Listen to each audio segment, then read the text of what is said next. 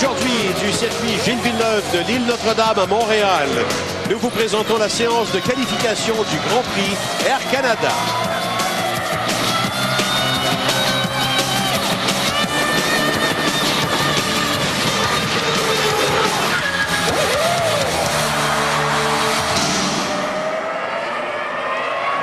Alors, les voitures sont en piste pour une période de 15 minutes qui leur est accordée maintenant cette saison en vertu des nouvelles règles.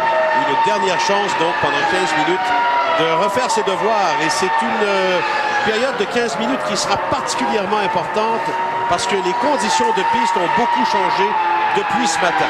Vous voyez encore un petit peu d'eau. Un seul endroit. Voilà, un seul endroit. À la sortie de l'épingle Est. Qui fait que on ne peut pas parler d'une piste complètement sèche, mais une piste qui est sèche à peu près partout ailleurs que cet endroit à la sortie de l'épingle. De toute façon, on passe là-dedans et après ça, c'est de la longue ligne droite, donc cette eau va s'évaporer carrément et ça ne sera pas un problème lorsqu'ils vont arriver dans la chicane. Alors, on vous dit bonjour ou rebonjour selon le cas. Pierre Houde qui vous parle en compagnie de Bertrand Houle et Christian Tortora. Et toute l'équipe qui est en place donc pour les 2 prochaines heures. Une séance de qualification donc qui s'annonce fort intéressante. Non seulement de par ces conditions météo qui s'améliorent par rapport à ce matin, mais aussi en fonction de l'ordre de départ, parce qu'on sait que Jacques, ça ne s'améliore pas chez Williams. Hein. Ça a été très, très difficile jusqu'ici cette semaine, et c'est toujours difficile au même endroit. Oui. Dans les S de 7. Alors j'allais dire maintenant, donc, c'est pas facile pour Jacques, qui part premier aujourd'hui en vertu de son 20e temps d'hier. En rentrée optimiste pour Ralph. Et Jacques, donc, il n'aura pas une piste détrempée, tant mieux. Bon, ça, c'est au moins ça. Ne devra pas y aller avec des pneus pluie comme il avait peut-être prédit Pierre Dupesquier. C'était une possibilité, ça, que les premiers en piste soient obligés de prendre des pneus pluie. Et après ça, on va passer aux pneus secs pour les derniers à participer à cette séance de qualification. Au moins, ça ne sera pas le cas pour Jacques, sauf qu'elle ne sera pas gommée, entre guillemets. Donc, c'est sûr que plus les voitures vont aller en piste, plus on va déposer un petit peu de gomme et que ça va être plus adhérent en fin de séance. Là-dessus, on va retrouver Christian, que vous ne voyez pas, mais que vous entendez. Mais écoutez, moi je trouve ça fantastique, c'est noir de monde. J'étais un peu inquiet, je me suis dit les gens après ce qui s'est passé hier, il y en a beaucoup qui vont rester à la maison, nous regarder à la télé. Eh bien non, c'est noir, tout le monde est vu. Et je vous assure qu'on est quand même un peu trop chauvin. J'ai rencontré des tas de Québécois qui me disaient, Mr. Tortora, il faudrait que Jacques il parte maintenant et dans 5 minutes, la pluie se met à tomber. J'ai dit quand même. On dira encore une fois que c'était arrangé avec le gars des vues, avec Bernie Eccleston. Oui, mais ça ne veut pas dire que ça n'arrivera pas. Mais si on regarde, Christian est là. D'ailleurs, je remercie tout le monde, même des gens de ma famille, mon frère, qui m'ont fait parvenir par courriel les images radars, satellites les plus à jour possibles. Et il n'y a pas de précipitation dans la région de Montréal. Au contraire, le ciel est gris, mais le mauvais temps est vraiment en direction nord-est vers la péninsule gaspésienne, entre autres présentement. Et le dégagement se fait progressivement d'ouest en est. Donc, déjà dans l'Outaouais, c'est ensoleillé, ou enfin partiellement ensoleillé. Et c'est ce qui nous attend au cours des prochaines heures. Alors, le beau rêve de voir Jacques sur piste sèche et les autres sur piste mouillée, ça semble peut-être impossible pour l'instant. Alors, je vous perds complètement. Je suis désolé, mais... Ben oui, mais il passe à côté, donc c'est vrai qu'on a beaucoup de bruit. Non, ce qui est bien, c'est que ces 15 minutes là vont aider Jacques. Parce que fatalement, les voitures vont laisser un petit peu de gomme, vont vraiment nettoyer le peu qui peut y rester encore comme crachin dessus. Et là, je pense qu'il a toutes ses chances de pouvoir faire un bon temps. Et pour vous donner, justement, parlant de temps, Christian, ce matin, c'était quoi? 1,23 quelques pour Schumacher. On est à 1,17 déjà, là. 1,17,8. Pour qui? Juan Pablo Montoya. Oh là là. Alors là, tout ce qu'on a vu jusqu'à maintenant, ah oui, parce que là, tout le monde est passé donc au pneu pour le sec. Ça, c'est évident. Alors, bon, ben, on repart à zéro. Parce que là, tout ce qu'on a vu ici aujourd'hui et hier, presque totalement, c'était en pneu pluie. Alors, qui aura la bonne combinaison dans ces conditions? Michelin, Bridgestone. Et est-ce qu'on je ne sais pas si ça se fait comme tel avec le temps restreint de 15 minutes. Est-ce qu'on a le temps de tester les 2 types de gomme en 15 minutes? Ben, logiquement, oui, hein. Logiquement, oui. D'ailleurs, moi, je suis là, je surveille. Jacques est toujours pas rentré. Là, il est en piste, on le suit, là, Christian. Ouais, c'est ça. Alors, j'attends qu'il rentre pour voir qu'est-ce qu'ils vont décider. Il y a un autre stade qui est déjà prêt, hein. Je ne sais pas si vous le voyez même. Ils sont prêts, ils sont dans leur couverture chauffante. Alors c'est peut-être l'autre type. Et là, ben, Voilà. on fait rapidement en 15 minutes un test rapide des deux types. Et on choisit. On a peut-être déjà une bonne idée. Oui, parce qu'on les a testés, ces pneus-là, quand même. Là.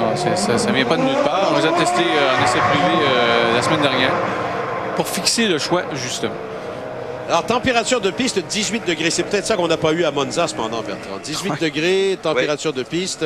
Et l'humidité est tombée à 85 %. La pression monte toujours. Alors, bref, les données confirment qu'on va vers le beau temps.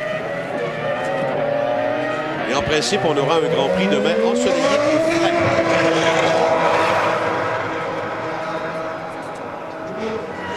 Alors, c'est toujours Montoya, ensuite Button et Villeneuve. Ensuite, Barrichello, Ralf Schumacher et certains n'ont fait qu'un tour jusqu'à maintenant. Schumacher en a fait deux, mais il est de retour au puits. Et là, c'est Button qui rentre. Et vous allez voir arriver Villeneuve également. Ah, il y a cafouillage là. Il arrive à y toucher plus loin. Oh là là. Oui, les deux à côté de l'autre. Hein? Eh oui. Alors voilà les pneus à rainure conventionnels. On va voir qu'est-ce qui va se passer. Je pense que ça y est, ils sont prêts. Je pense qu'ils vont changer les pneus. Alors, on peut penser que si on fait ça, c'est parce qu'on va voir avec l'autre type, probablement. De suite, on a pris les pressions. Voilà, on enlève les pneus. On remet un autre set de pneus.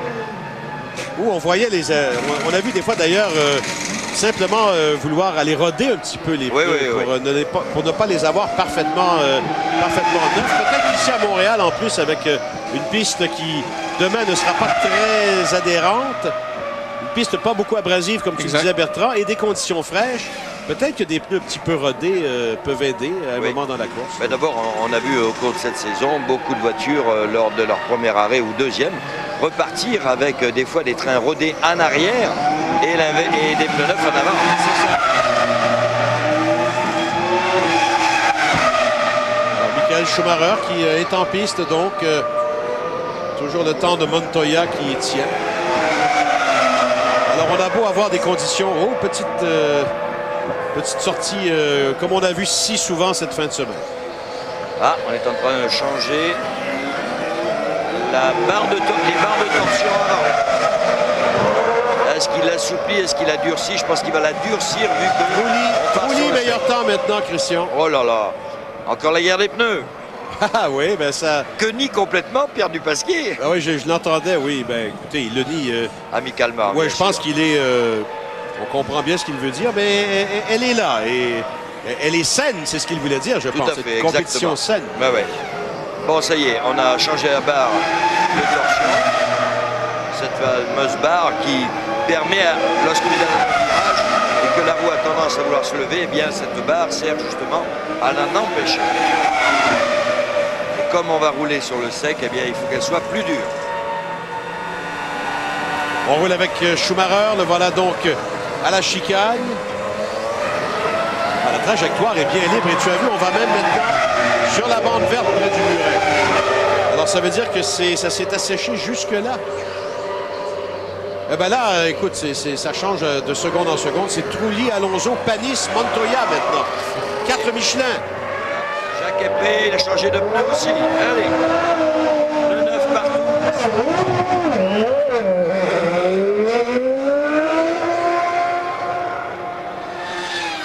Alors Trulli, Alonso maintenant. Trulli, meilleur temps. Alonso, Panis, Montoya. Ensuite, c'est Heidfeld, Fisichella, Button. Villeneuve a toujours le 8e temps. Chez Renault, on a vu ça souvent cette saison. On dit d'ailleurs qu'on a lancé une nouvelle tendance. Peu d'essence en qualification. On fait un premier relais assez court en course. Et on pense que c'est la bonne façon d'aborder ces nouveaux règlements. J'ai demandé à Jeff Willis, ingénieur de Villeneuve, justement, Villeneuve qui jusqu'ici a surtout privilégié un premier relais assez long en piste, s'il allait changer sa stratégie pour Montréal devant ses partisans. Il est parti à rire. Il a dit, il va falloir que je fasse très attention à ce que je vais vous dire sur ce qu'on va faire à Montréal. Ah oui? Aurait-on de surprise? Ah. Donc, Ben là, écoute, on verra. On va attendre. Oui. Mais une chose qui est sûre, c'est qu'on n'en est pas à une première question. Et même la séance d'aujourd'hui ne nous répondra pas à toutes nos questions, ça c'est sûr. Alors, on va s'arrêter. On sera de retour dans quelques instants. Il reste 4 minutes à cette petite période de 15 minutes accordée aux pilotes.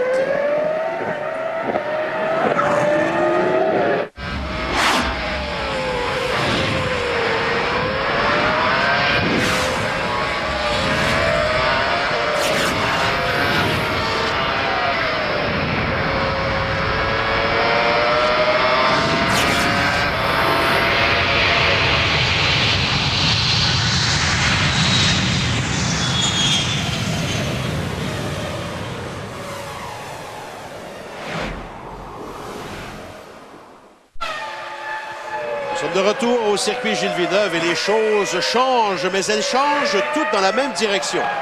Ralph, Raikkonen, Coulthard, Trulli, Alonso, Panis, les 6 premiers. Trouver le fil conducteur. Donc l'inverse de ce qu'on a vu ce matin. Absolument. Et là, Christian, est-ce que votre ami Dupasquier et ses collègues ont-ils conçu pour le temps frais de Montréal? Oh, tête à queue, je vous annonce qu'on va voir bientôt, c'est Trulli ou Alonso. La chicane. Je pense plutôt Et que... voilà. Juste un instant, Christian, c'est Trulli qui a tapé, là. Il a tapé le muret. Les suspensions arrière cassées. Ouais, alors, perte de contrôle dans la chicane et il a reculé. Il a perdu le contrôle dans la première portion. Un petit peu comme Jacques hier, mais le derrière est passé devant. Et je pensais qu'on a une grue pour aller aussi loin que ça, par exemple. Je ne sais pas ce qu'on va faire. Alors, regardez sur la reprise. De toute façon, la séance se termine officiellement dans 20 secondes. Ah, bon, on va tout simplement attendre. Alors, je vous repose la question.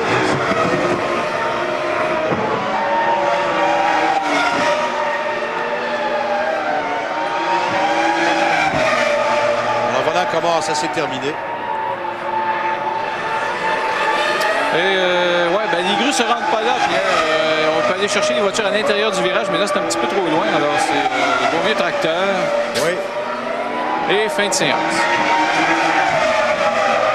Alors, ça veut dire que ceux qui voudraient tester un tour hyper rapide jusqu'à la fin ne pourront pas le faire, là, parce que le drapeau jaune forcé, double jaune agité devant nous, à l'entrée de la Parce que là, c'est un danger assez important. C'est ça. Alors, là...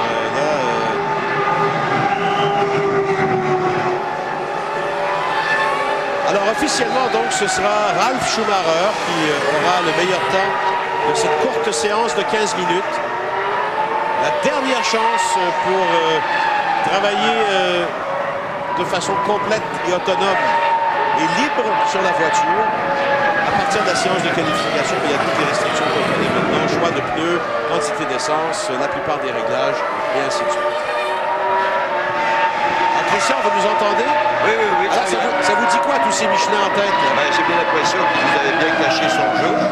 Mais surtout, c'est vrai que je l'ai trouvé très serein quand il pouvait plus ou moins reconnaître la suprématie ce matin, je dis bien, sur la piste encore mouillée.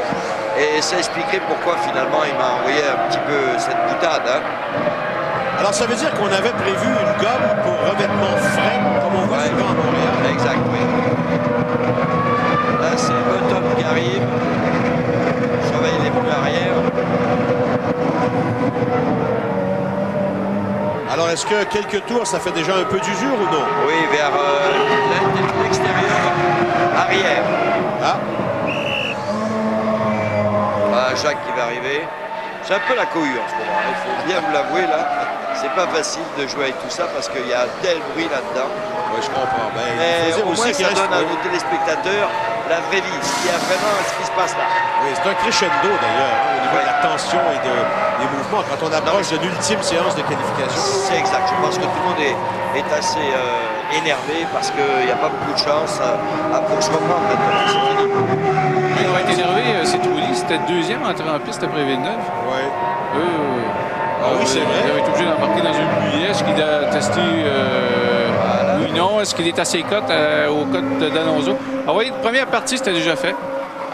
Alors, il était déjà complètement de travers lorsqu'il est passé sur les deuxièmes vibreurs. Regardez, derrière des croches.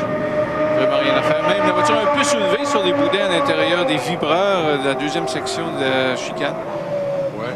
Et là, Trulli, c'est parce que dans 18 minutes, il a son tour de qualif. Remarque, il est simplement de l'autre côté. Je pense qu'il veut juste s'assurer que toutes les voitures sont passées. Il va traverser la piste et il sera rendu. Alors, heureusement pour lui. Et Jacques va quitter sa voiture, mais pas pour longtemps, hein, Christian. Exact. Maintenant, on a vu David Richard qui lui montrait sa position. Puis Jacques, il avait l'air de dire, bon, OK, c'est parfait. Il est le meilleur des Bridgestone pour l'instant. Voilà, ça avait l'air de satisfaire. Une petite victoire morale. Allez, on s'arrête. On sera de retour dans quelques instants. On est à 12 minutes exactement de la séance de qualification et du tour de Jacques Villeneuve.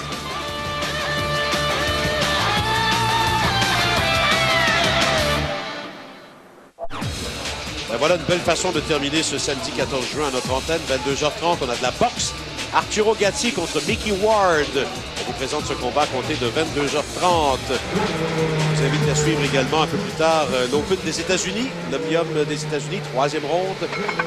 Alors, une grande journée de sport encore à l'antenne de RDS. On aperçoit Flavio Briatore qui, personnage controversé, mais les leaders de leur domaine sont rarement dénués de toute forme de controverse. Il reste que il avait un défi pas évident, alors que Jacques en a un pas évident lui non plus. Discute solidement avec Jack Clear, David Richards qui écoute. Il faut parler stratégie. Qu'est-ce qu'on met d'essence dans la voiture? Jeff Willis n'est pas très loin. Ouais. Là, c'est vraiment. Qui lui semble regarder plus que vraiment participer. Hein? Jacques a dit, c'est lui et Jack Clear qui décident de leur stratégie. C'est ça. C'est vraiment la rencontre au sommet. Là. Toute la hiérarchie était là. On rit, on a l'air très serein, très confiant. Mais écoute, à part le tête à queue d'hier, et on sait pourquoi Jacques il l'a dit, écoutez, je n'avais rien à perdre. J'ai forcé à la limite. Rien à perdre, ça ne sera peut-être pas le cas. Hein? C'est ça, là on verra. Mais comme il a dit, ça pourrait jouer dans le sens inverse. Mais d'ailleurs, c'est ce qu'il disait ce matin après la séance d'essai libre. On vous le fait entendre tout de suite. S'il pleut pas, c'est sûr que partir premier, c'est pas ce qu'il y a de mieux parce que la piste n'est pas encore gommée. Donc la fin de séance sera plus rapide. Bon, c'est pas grave, hein, c'est pour ça que c'est important de ne pas faire une erreur arrière, mais en même temps, il y a des fois où c'est mieux de partir en premier s'il commence à pleuvoir pendant la session, et ça, on ne sait jamais à l'avance. Merci. Bon, alors il a raison, sauf que dans le pari, il y a deux possibilités sur 3 où vous avez intérêt à partir dernier. Vous en avez une sur 3 où vous avez intérêt à partir tôt dans la séance. Alors, faites la proportion. Quoi qu'il en soit, là, on doit carrément aller jouer du côté des pneumatiques et de leur performance. On doit carrément aller voir aussi du côté des stratégies qui sont adoptées. Bref, on en avait presque à dire, et surtout à Montréal où on peut dépasser, Bertrand, assez allègrement. On en vient presque à dire que la séance de qualification d'aujourd'hui ne nous donne pas vraiment le portrait de ce que peut être l'allure de la course demain, surtout vers la fin de départ. Il y a même un autre facteur, Pierre, dont on tient compte particulièrement à Montréal, c'est l'intervention de la voiture de sécurité. Parce qu'au cours des dernières années, on l'a vu souvent. Et ça, dans leur calculation, dans leur prévision par ordinateur, on en tient compte. Absolument. Ben, Bertrand, tu as tout à fait raison, parce que c'est... écoutez, les murs sont pas loin. C'est ça, les murs sont pas loin. C'est vraiment circuit urbain. Là. Type, avec beaucoup de dégagement. Urbain. Avec beaucoup de dégagement, exact. En tout cas, il y a quelqu'un qui fait grise mine maintenant, c'est Flavio. Hein. Ah oui? Ouais. Pourtant... devrait pas? Oui, c'est pourtant ça. Ah oui, mais moi, enfin, bon, l'histoire de la voiture... non, mais l'histoire de la voiture abîmée, ça... Ah, par rapport à Trulli, c'est ça que vous voulez dire? Oui. Oui. Ben, évidemment, pour Trulli, mais pour Alonso, il y a peut-être un très bel espoir d'une très bonne qualification encore, surtout avec une voiture plus légère. C'est vrai, mais bon, il faut toujours penser qu'une équipe, c'est 2 voitures, et quand on est Flavio, elles sont aussi importantes l'une que l'autre. Hein. Ça, il n'y a pas de doute là-dessus, mon cher Christian. Et on a tellement parlé d'argent ces derniers jours que... Ben, c'est ça. Ça en fait partie. C'est là où on ne peut pas blâmer les responsables d'écurie de penser équipe en plus de penser pilote. Exact. Par contre, Arnaud, là, ça va. Il m'a fait signe de la main, donc lui, ça va. Oui, ben écoutez, ça n'a pas été un contact très fort. Et on a très bien coussiné le virage Québec au fil des ans. Qui s'était tapé ici? Est-ce que c'était Derek Warwick dans les premières années? Oui. Sur Arrows, je pense. Exact, il avait reculé direct dans un mur de ciment, effectivement. Ouais. Et en Atlantique, il y avait eu... Est-ce qu'il s'appelait celui-là? Freddie Remrev, je pense, qui avait frappé lui aussi. Est-ce que c'était Jock Cunningham? Enfin, un ou l'autre. Espérons pour Trulli que le mulet est à ses cotes. Ça pourrait l'aider. C'est sûr, ça pourrait l'aider, tu as raison. Sinon, il faut tout changer par rapport à Alonso. Alors, lecture météo, ça peut nous aider un peu, quoique c'est bien stable présentement. Ah, je regarde le ciel. Ouais, 16 degrés température ambiante, 18 degrés piste. On dit, maintenant, la piste est déclarée 0, donc sèche. Oui. Vent 1,4 mètres par seconde. Donc, ça s'est élevé un peu et ça aide à s'assécher, bien sûr. L'humidité est tombée à 85 %. La pression monte encore de quelques millibars. Eh bien, on va dans le bon sens. Absolument. Pierre et Bertrand, pour nos téléspectateurs qui s'intéresseraient aux 24 heures du Mans. Oui, c'était les Bentley qui partaient devant. Eh bien, elles sont toujours en tête, les 2 Bentley, alors qu'Unaudi a abandonné. Il en reste encore 2 quand même, juste derrière les Bentley. Qui est au-dessus de ça maintenant, Bentley? Ça a été inclus. C'est pas un grand constructeur allemand qui a pris ça, là, Rolls-Royce, Bentley. C'est ça. Il y a eu la saga avec Rolls-Royce qui a été racheté par Volkswagen. Ah, c'était par Vaux que c'est voilà, c'est ça? Okay, exact. Et l'inverse par BMW. Alors, on met la marque Bentley, mais évidemment, c'est le constructeur allemand qui est derrière. Mais... Voilà. C'est comme Jaguar que Ford met sur ses voitures. Exactement. D'accord. Ben, c'est de plus en plus ça, le monde de l'automobile. Et alors, à l'inverse de nous, il y a beaucoup de casse car il fait 37 degrés aux 24 heures du Mans. Aïe, aïe. Et là, on commence... le soleil commence à tomber. Il est 7 heures le soir là-bas. Exact. Presque. 19 heures, donc. Ah, j'aimerais tellement voir ça un jour dans ma vie, mais on a souvent un conflit d'horaire, mon cher Christian. Oui. Moi, j'ai eu la chance de le faire une année. C'était l'année où on avait un pilote québécois qui était toujours commandité par la compagnie de tabac qui est aujourd'hui en champ de car. Et j'ai assisté à ça, c'est fantastique. Parce que c'est une grande fête, là aussi, qui dure 24 heures, évidemment. Vous savez qui travaille, entre guillemets, aux 24 heures du Mans? L'entraîneur adjoint du Canadien, Clément Jaudoin. Ah bon? Parce qu'il y a une équipe canadienne qui va régulièrement aux 24 heures du Mans, dans une catégorie inférieure, là, et qui fait toujours très bien. Et par amitié, Clément va faire son petit pèlerinage. Et il est panoteur. Panotier? Panoteur, oui. Il est panoteur, donc, pendant les 24 heures du Mans. Alors, vous voyez qu'il y a des gens qui ont la passion du sport automobile un peu partout. On ne s'ajoute pas trop chez Villeneuve, Christian? Non. On a fait notre choix, on a fait notre lit. Oui, il y a eu une longue discussion entre Jock Clair et puis Willis. Et puis, bon, ça n'a pas bougé. Ils n'ont rien touché sur la voiture.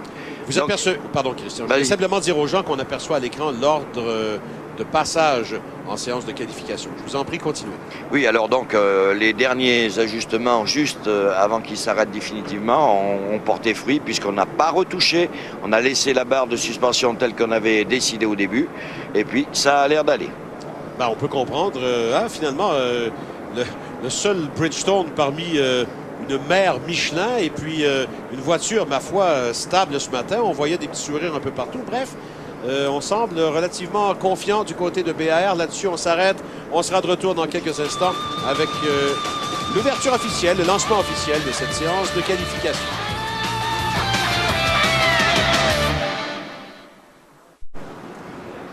C'est à une vingtaine de secondes maintenant qu'on verra Jacques Villeneuve aller en piste. D'abord pour le tour de préparation, le tour de lancement, ensuite le tour rapide, le tour de décélération, pendant lequel la deuxième voiture va en piste, et ainsi de suite. Alors si vous n'êtes pas familier avec la nouvelle structure, la nouvelle façon de qualifier, c'est comme ça qu'on le fait maintenant en F1, avec ces nouvelles règles de cette année, un après l'autre, un tour rapide, et c'est tout. Vous n'avez donc qu'une chance, et Jacques Villeneuve s'amène en piste. Christian, est-ce qu'il fait toujours ça, David Richard? Parce qu'on a vu aller écouter la conversation de Villeneuve et son ingénieur Jock Clair. Je trouve ça intéressant de la part d'un patron d'écurie. Tout à fait. Et pour vous faire une confidence, je l'ai vu hier soir manger au Newton. Ah oui, en tout cas... avec toute sa petite famille, sa femme, son fils, tout le monde était là. David Richard nous disait justement hier qu'il avait toute sa famille avec lui. Et il lui disait à la blague, je les ai convaincus d'être avec moi en disant qu'il faisait toujours beau à Montréal. Oui. Et là, hier... j'ai dit, ça, on ne pouvait pas vous le garantir, malheureusement. Oui, on a l'impression que le vent tourne dans ces relations, non? Oui, tout à fait.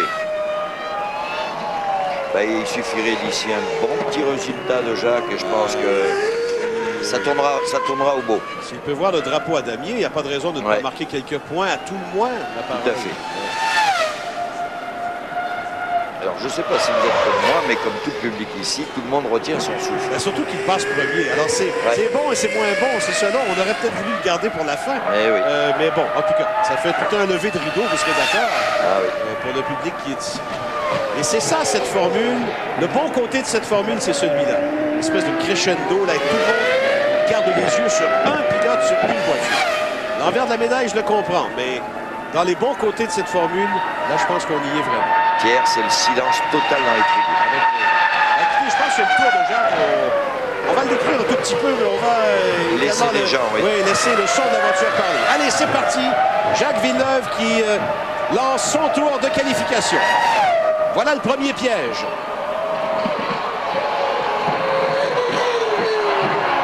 Ça sort bien.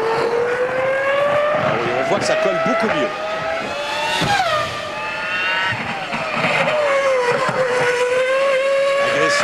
À souhait sur les vibrants. Ah Bonne oui, sortie. oh, fabuleux.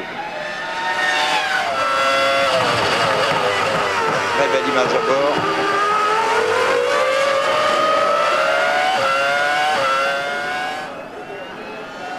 Il est au pont. Voilà l'autre piège. Est-ce que ça va tenir à cet endroit? Très beau. Ah, et en effet, belle sortie à part ça. Super. Très beau tour. Reste plus que l'épingle.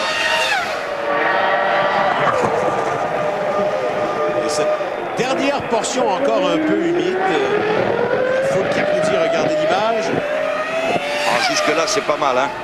Ben, c'est un sans faute. Et là, on s'approche. Là, il s'agit d'aller à fond. On concédait 10 km/h à Ferrari. Là, du petit 15 minutes, il n'y a pas si longtemps. C'est là, malheureusement, on est un peu pénalisé. La chicane. C'est passé. Agressive, c'est passé. Un tour parfait pour Jacques, qui va résulter en 1:17,347. C'est pas mal. C'est vraiment pas mal. Oh, je vois même David Richard qui est même étonné. On dirait qu'il a fait ouf. Il a fait ouf, oui. Effectivement. Et Greg Pollock également. Ben ouais. Alors qu'on aperçoit Kimi Raikkonen. Et voilà Jarno Trulli dans la voiture de réserve. Écoutez, on a quand même pas le temps de changer ça en 10 minutes, j'espère. J'espère dans ce cas, c'est assez impensable.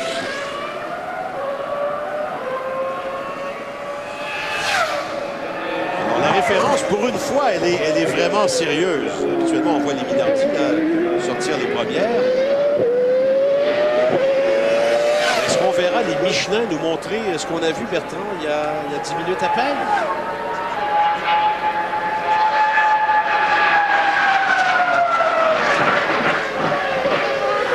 Trulli s'amène à la chicane, là où il est sorti un peu plus tôt. Il y a vu ses marques, d'ailleurs. Et c'est lancé pour Jarno Trulli. Il n'a pas eu ça facile dans les S de Senna cette fin de semaine sous la pluie. Là, ça passe mieux. Oui. Mais c'est quand même...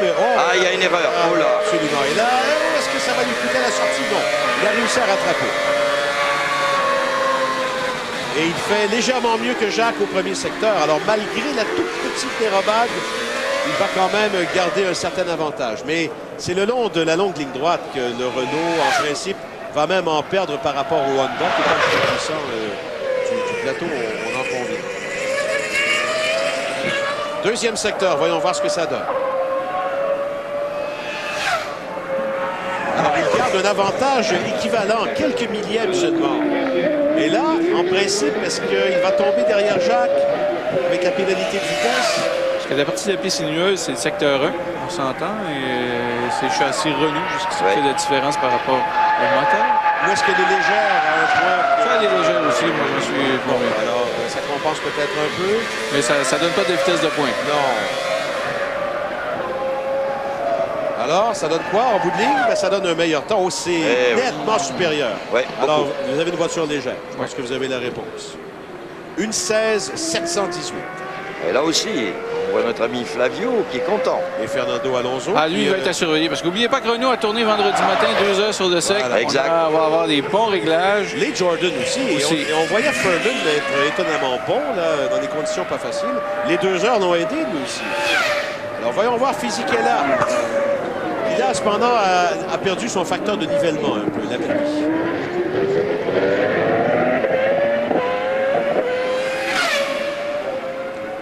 Fisichella, ce serait intéressant de voir où il sera aussi, parce qu'il est en Bridgestone. Oui, comme Villeneuve, ça va être une vraie comparaison. On est assez traditionnel en stratégie de course aussi. Donc, pas nécessairement très léger, les Jordan habituellement. Et on sort beaucoup plus large au virage. Ah oui, là, on a du plus peur. Québec. Ah oui, là, c'est vraiment bien sec. Ça, roue ça adhère bloquée, parfaitement. freinage. Oh là là, et ça glisse. Ça, non. Je fais 2 erreurs en 2 virages. Ouais. Alors, ça devrait se répercuter au premier intermédiaire déjà.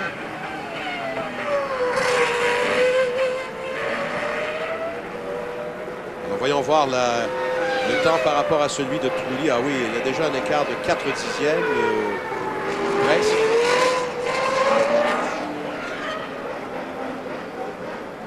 Je pense qu'il n'y a plus de doute sur la piste. Peut-être là, est-ce que ça fait encore des éclaboussures à la sortie de l'épave? Encore là, bloqué. Ah oui, Et évidemment sur le gaz. Il a ruiné son tour. C'est ça. Les pièges de Montréal sont toujours Tente même peut-être de trop compenser parce qu'il a perdu au début. Force peut-être un peu trop, pousse un peu trop. Regardez le résultat. 1 seconde déjà. Et là, le Ford de Cosworth, Jordan, c'est le Jaguar de l'an passé, si j'ai bien compris. C'est pas mauvais, mais c'est pas le plus puissant. Ouais. 321, vous voyez, même par rapport à Trulli. Mais Trulli, 326, je vous avoue que je suis étonné. C'est pas mal. Alors, Fisichella va se classer derrière Jacques en 1:18.036.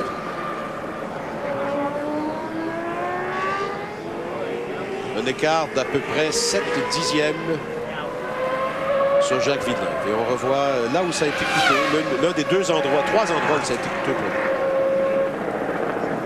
Roue bloquée au freinage, ça la déporte vers l'extérieur de la deuxième partie de cette chicane du Pont des Îles.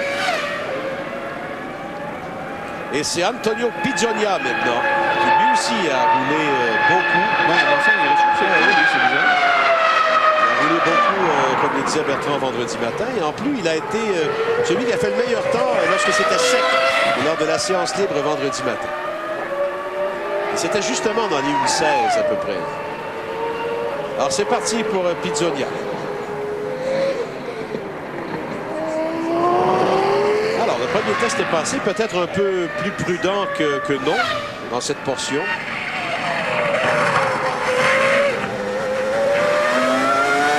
Bonne sortie. Et déjà un écart de 455 millions. Ça passe bien, c'est peut-être parce qu'on ne passe pas assez vite. Oui.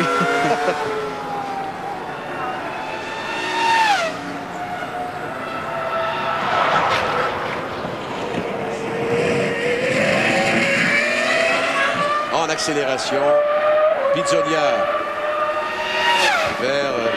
ça c'est une bonne image également. Ah ben c'est celle-là, ça c'est celle du virage en épingle.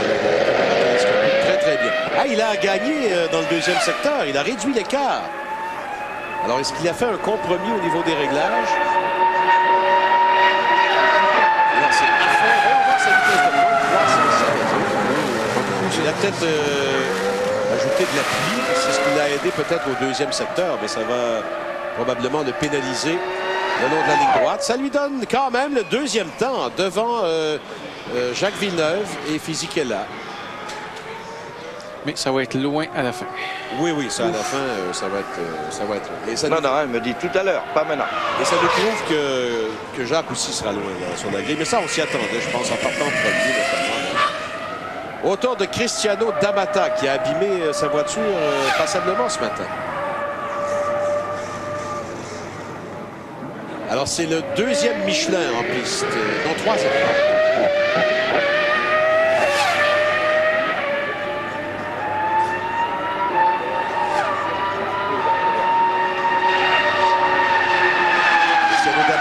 Couru ici, donc connaît le circuit pour y avoir couru au mois d'août l'an dernier lors de la première présence de la série kart à Montréal. Et c'est parti pour D'Amata. Vraiment bosselé dans le premier sédan. Je me demande si c'est pas pour ça que les pilotes se battent un peu avec leur voiture lorsqu'ils arrivent dans le droit après le virage 2. La meilleure qualification de D'Amata à Monaco, 10e. Et avant ça, c'était 11e en Malaisie. Alors, un écart minime par rapport à Trulli. Bien fait pour D'Amata. On a une grosse évolution moteur chez Toyota en fin de semaine. Il faudra voir ce que ça va donner en longue ligne droite. Ouais, on dit que c'est vraiment un pas important. Ah oui. Est-ce que ça va être fiable? Est-ce que ça va tenir? Ben, c'est prévu pour les 3 jours. Souvent, lorsqu'on introduit un nouveau moteur, on le fait seulement pour les essais du vendredi. On met quelque chose de fiable vendredi et pour la course. Non. Meilleur temps au deuxième secteur. Et là, s'il a de la puissance, il devrait rejoindre Trulli. Alors le voilà en pleine accélération. Surveillons cette vitesse de pointe. 326,6, c'est... Ah non. Alors, il a mis d'appui. Il a mis de l'appui où Trulli est tellement léger. Mais D'Amata va quand même faire le deuxième temps et repousser Pizzonia, donc un peu plus loin, et repousser forcément tous ceux qui sont derrière. On sera de retour dans quelques instants avec les 5 pilotes suivants. Le premier en lice étant Ralf Schumacher. Alors nous sommes de retour et les 5 pilotes qui vont aller en piste maintenant, parce qu'on sait qu'on le fait par bloc de 5. Il y a une petite pause pour permettre aux télés du monde entier de laisser l'espace à leurs commanditaires. Donc Ralf Schumacher, Jenson Button, Justin Wilson, Juan Pablo Montoya et Jos Verstappen. Rarement est-ce qu'on a eu un groupe de 10 aussi intéressant en séance de qualification. Et c'est bondé, hein, c'est vraiment... c'est remarquable. Et Christian, vous êtes à même de le constater. Ah, c'est une ambiance extraordinaire, extraordinaire. Vraiment, les Québécois, c'est fait fort. Et ça aime la F1. Ah oui, absolument. Ça, je pense que c'est un amour qui est maintenant ancré. On peut être déçu à certains moments, avoir une baisse d'intérêt momentanée. Mais je pense que la piqûre est là. D'abord, il y a eu une première injection il y a 25 ans. Oui. Et on a eu, je dirais modestement, il y en a eu une autre à partir du moment où tous les Grands Prix ont commencé à être diffusés en direct et les séances de qualification et tout ça. Et ensuite, il y a eu l'arrivée, la grosse injection massive, là, l'arrivée de Jacques Villeneuve. En parlant de Jacques Villeneuve, il a un support terrifiant aujourd'hui, je vais lui dire même, je dirais important. Il y a sa grand-mère qui est devant moi. Oh! Madame Villeneuve, mère dis donc. et grand-mère. Eh ben. Alors, chez Williams, est-ce qu'on a tout chamboulé encore de réglage? Est-ce qu'on est tombé dessus? La réponse Parce que quelques instants. Si on se pose quasiment la question si on tombe dessus.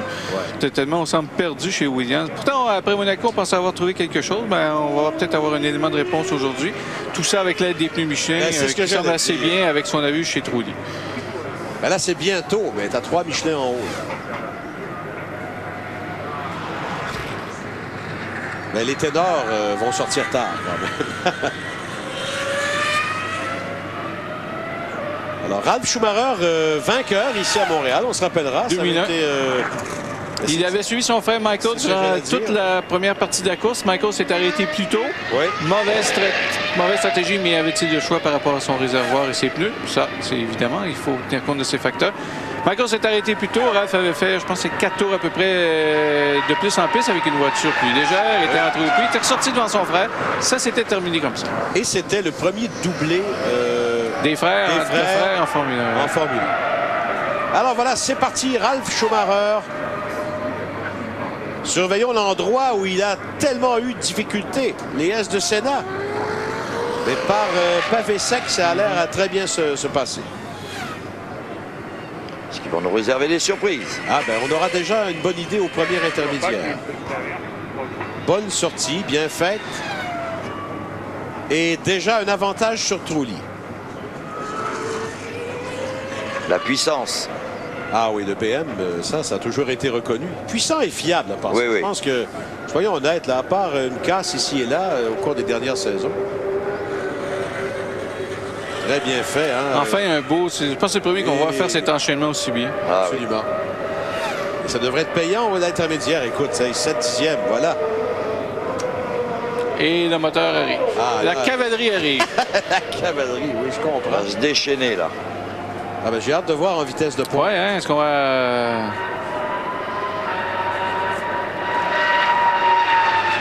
133, ben... Pourquoi est-ce qu'on nous le donne par rapport à lui? Bon, en tout cas, 333, c'est très respectable. Et ça va lui donner nettement le meilleur temps et par 1 seconde et presque 2 dixièmes.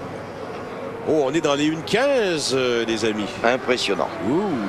En qualif l'an passé, ça avait été 334,1 Schumacher. C'est ça. Et parce que Le ça plus tourne rapide en en ligne course. droite. Ça touche en course où on enlève un petit peu d'aileron pour aller vite en ligne droite et pas se faire dépasser au bout. C'est ça. Donc, on enlève toujours un petit peu d'appui à Montréal pour la course par rapport à la qualification.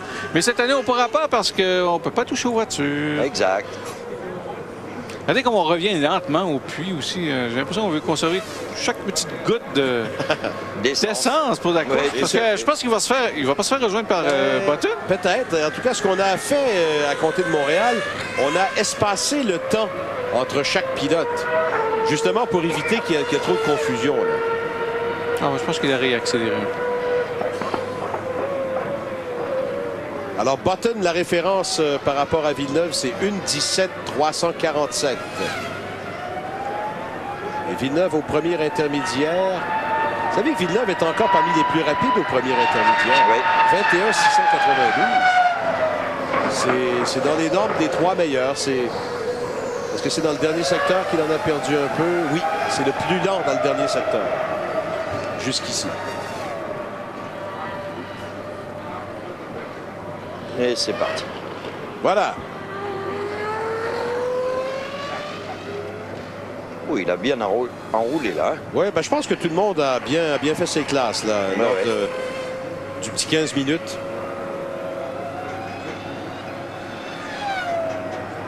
Button, déjà 325 millièmes d'écart. Tu corrigeais au volant. Ouais. Ouais, très nerveuse, hein. La bosse sous le pont, regardez. Ouais. Et voilà encore, hein, oh oui,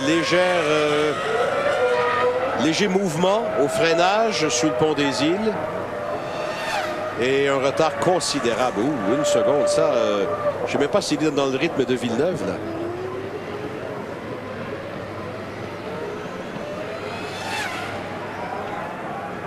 C'est bizarre. C'est pas aussi coulé, je m'attendais. Il y a peut-être des réglages différents de feu de char. Ouais. 326 en vitesse de pointe. Oh, et encore des ennuis. Là, il court-circuite carrément.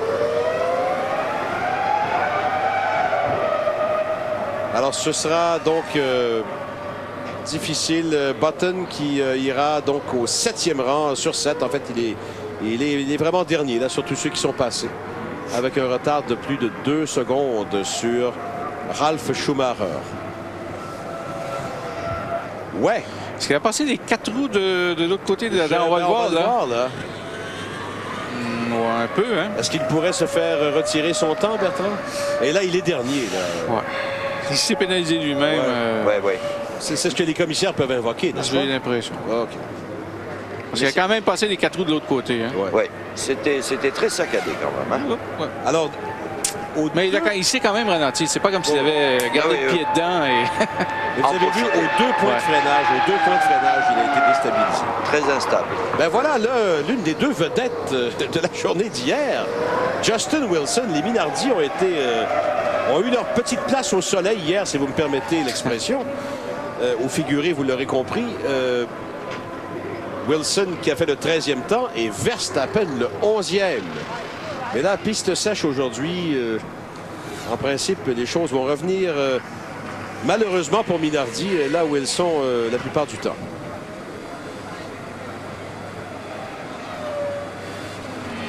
Vous voyez, déjà 7 dixièmes au premier secteur. La vitesse moyenne de ce secteur est déjà de 30 quelques inférieure à Ralf Schumacher. Mais c'est pas nécessairement frustrant pour ces pilotes qui y vont parce que c'est devenu la porte d'entrée maintenant. Weber, Alonso, Trulli. Ah. Et on parle éventuellement de Fisichella, il va passer par là aussi. Oui. On parle éventuellement de peut-être Minardi comme équipe B de Renault éventuellement. Ah oui. Peut-être qu'on pourrait, parce qu'on pense pouvoir éventuellement vendre des voitures. Alors pourquoi Minardi n'achèterait pas des Renault? Ah, ben oui. Ah, comme une certaine époque. Oui, effectivement, ça se fait. Quand on vendait les Lotus, comment il s'appelait? Rebac. Hector Rebac. Hector Rebac. Hey, bonne vitesse de pointe quand même pour Wilson, dans les circonstances. Là, écoutez. Mais je regardais que c'était très propre ce qu'il a fait jusqu'à maintenant. C'est un bon pilote, il n'y a pas de doute. Qui va se classer derrière Button, mais pas très loin de Button finalement, à 3 dixièmes. Alors, on est content chez Minardi. Oui, Paul Stoddart est assuré. Voilà. Et il doit y avoir des petits commentaires un peu moqueurs là, par rapport à tout ce qui s'est passé hier. Oui. Paul Stoddart qui réclame une somme de 8 millions de dollars provenant d'une somme entre deux chaises là, avec la mort de Arrows. Mais on vous fait grâce de toute l'histoire, mais vous l'avez peut-être lu dans les journaux. Mais sachez cependant que c'est une histoire qui n'est pas banale parce qu'elle touche directement l'avenir de la F1 et le genre de F1 qu'on aura au cours des prochaines années.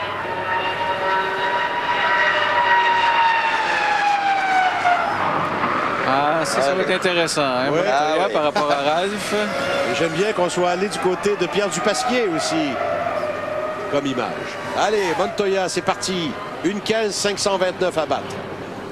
Et 21 458 comme référence au premier secteur. C'est bien passé jusque-là. La pole ici l'an passé. Oh, hyper agressif à la sortie. Oh là, oui. Ouf. Un petit peu trop peut-être. Regardez, il y a déjà un peu d'écart par rapport à Ralph. Mais attendons quand même, c'est pas fini. Il faut dire que Ralph a fait un tour parfait. Surtout là, je ne sais pas si Montoya va bien négocier la chicane comme Ralph l'a fait. Oh, bloqué. Et est-ce qu'il est à l'extérieur? Non, mais il a bien récupéré.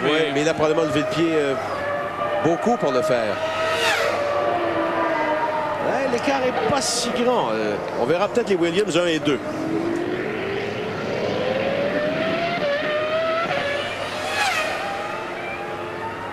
Est-ce qu'il a privilégié moins d'appui que Ralph? Est-ce qu'il va attendre quelque chose dans la dernière chicane? Oups. C'est capable. Vitesse de pointe, 334,4. C'est le summum jusqu'ici. Ouais. Très près, le couteau entre les dents, mes amis. Et est-ce que ce sera suffisant? Ah non, l'écart reste le même. Alors... Et vous savez qui c'est qui vient d'arriver à côté de moi? Justement, Ralph Schumacher, qui venait de regarder, puis ça y est, il repart. Parce que c'était sur le chemin, c'était la seule télé qu'il y avait. Il s'est arrêté, il a regardé, il est reparti. Tout content. Il a raison d'être content. Oui. Il est là en tête. Alors, les deux Williams se sont hissés en tête. J'ai hâte qu'on voit d'autres pneus Bridgestone, là, qu'on ait une idée. Ce que j'aime de la nouvelle séance de qualification, c'est ça. Ouais. On l'a vu, la différence entre Ralph et Montoya. Ouais. Alors qu'auparavant, on aurait vu les deux voitures arriver dans le dernier virage, franchir la ligne d'arrivée avec un chrono. Là, on sait exactement ce qui s'est passé. Bien d'accord avec toi. Et où ils ont fait les erreurs. Exact. Bon, alors, il y a un objectif, disons, pour Verstappen, c'est Wilson-Button Fisichella. Une 18 0 3 6 205 560. C'est peut-être la plage qu'il peut viser. Jos Verstappen. Et hier, quel spectacle il nous a donné sous la pluie. Hein? Il aurait pu être cinquième parce que le virage à l'épingle est. Il le disait dans son communiqué, je n'avais pas fait cette petite gaffe-là. J'étais facilement 5e, 6e. Alors voilà, c'est parti pour Verstappen.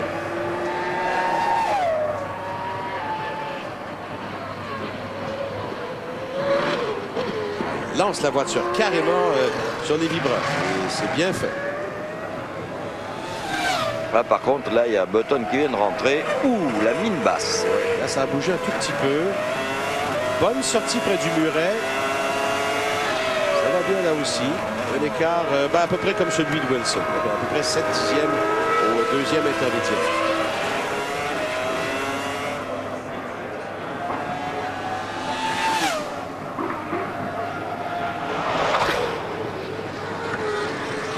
Ça passe bien, oui, bien fait. Et puis, pas de roue bloquée, tout ça, ça a été bien coulant. Une 6 d'écart pour Verstappen au deuxième secteur. Et ensuite, dans la portion rapide, sur près d'1 kilomètre, tout le long du bassin olympique.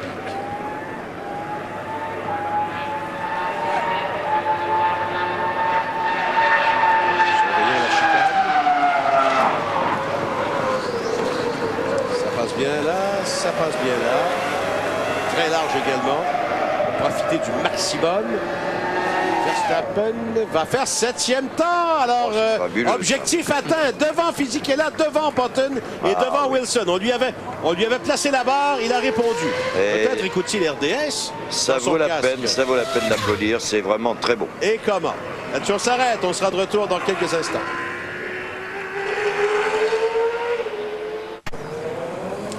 Ah ben, nous sommes de retour et on va retrouver en piste le prochain groupe de 5, à commencer par Olivier Panis, Mark Webber, David Coulthard, Heinz-Harald Frentzen et Kimi Raikkonen. Quelle belle image, messieurs. Jacques est en train de discuter avec sa grand-mère. Il a embrassé. Il lui répond à ses questions. Non, c'est très sympa. Oui. Et il continue. Il est toujours là. Il discute avec elle. Et si vous vous demandez... Et avec le moral et le sourire. Et Christian, rappelez nos téléspectateurs pourquoi vous ne voyez pas ces images, tout ça. Nous devons, partout dans le monde, rester bien fidèles au reportage que le monde entier reçoit de la Formule. On peut faire toutes sortes de choses au niveau sonore, mais pas au niveau d'image. Alors, Panis, donc, dans son tour préparatoire, est-ce que la malchance va le lâcher lui aussi un jour? La voiture jusqu'ici n'aimait pas chevaucher les libraires. On avait Imola, ça avait été assez mauvais pour Toyota. On pense avoir trouvé quelque chose en essai privé à Monza la semaine dernière. On va voir ce que ça donne. Parce qu'à Montréal, il faut quand même passer sur ces libraires, notamment la dernière chicane. Et le S jabouille aussi, etc. Alors... Mais évolution moteur. On n'a pas vu que Damata. Peut-être qu'il y avait beaucoup d'appui. On n'a pas une vitesse de pointe terrible chez Damata. Je pense que c'était 226. Et on n'a pas 326, tu veux dire. Et on est souvent parti léger. On a souvent fait plus d'arrêts que peu chez On a tout fait chez Toyota. Même on a essayé Monaco sur un seul arrêt, contrairement à tout le monde pour Panis. Tu vois, Monaco, je ne connais pas tous les secrets, j'y étais pas. Alors Panis qui va négocier le premier secteur en 21,626. C'est pas mauvais du tout. L'effet Michelin. Eh oui.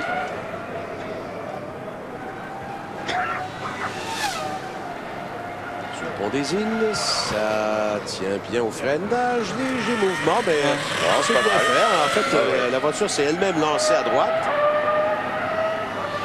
On va se méfier en vitesse de pointe, ça aussi, ça avance. 5 dixièmes, pas si mal. Ben, c'est là qu'on a hâte de voir. Sur le pont des eaux, il a vraiment... Tu avais raison. C'est là que j'ai hâte de voir s'il va gagner lui en vitesse par rapport à Damata.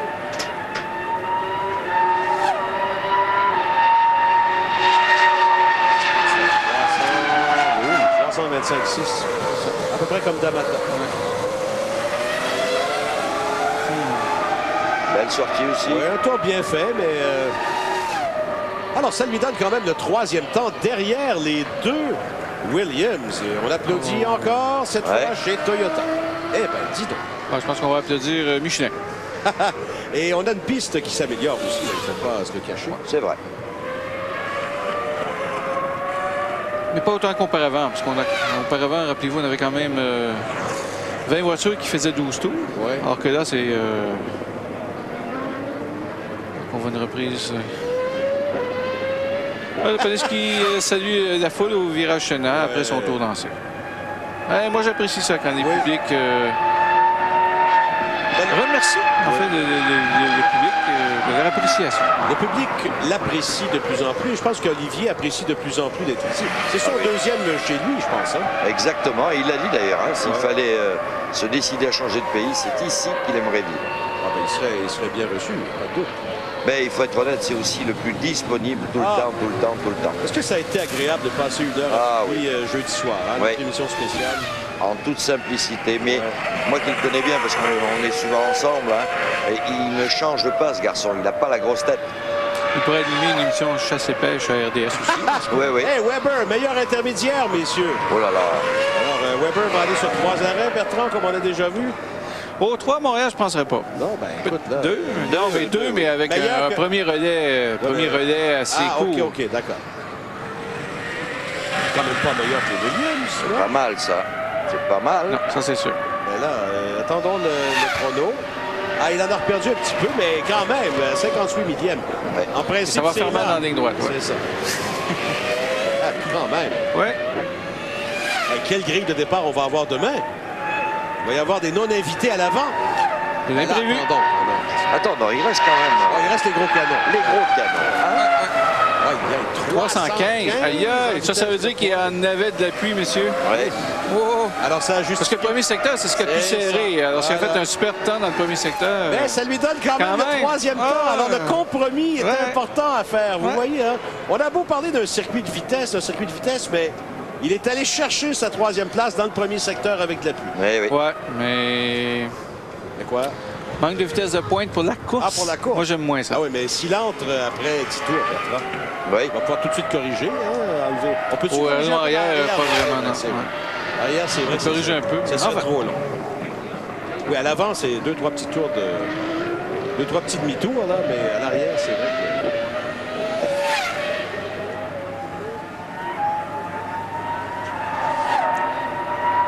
Alors, au tour de David Coulthard.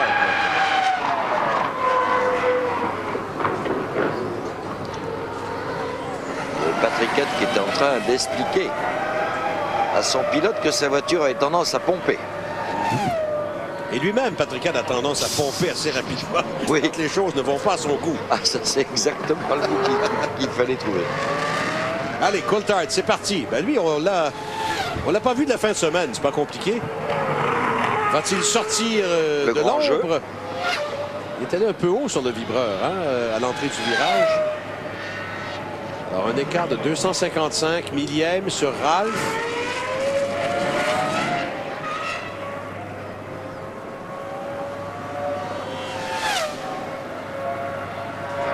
Là, particulièrement, il en a arraché sous la pluie. Partant sec, là, ça se passe bien. Très bien fait. Et un intermédiaire. Oh, plus lent de 6 dixièmes. Ça sent le réservoir plein. Ça sent le réservoir par rapport au Williams. On a vu souvent on a vu le Williams chez McLaren. Ouais. Et en vitesse de pointe. Qu'est-ce que ça va donner? «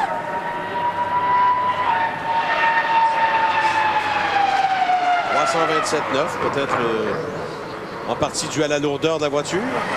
Donc, je pense qu'il y a du spot avec sa voiture. On était en plan super rapproché, là, mais je pense que c'était un petit peu difficile, la chicane. 7e temps pour Coulthard. Donc, ça le place derrière D'Amata.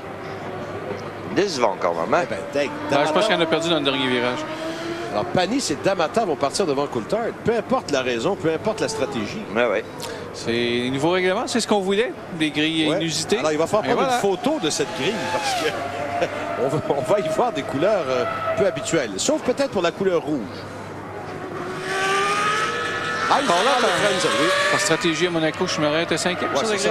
Eh oui. En raison d'une stratégie, plus d'essence. C'est pour ça que je dis que moi, avec les nouveaux règlements, ça fonctionne. On a des grilles inusitées. C'est pas la performance pure qui fait que c'est toujours la même chose à chaque Grand Prix. Ce qu'on va revoir, c'est... Regardez, une grosse correction. On va peut-être mieux voir ici. Je pense que c'est en entrée.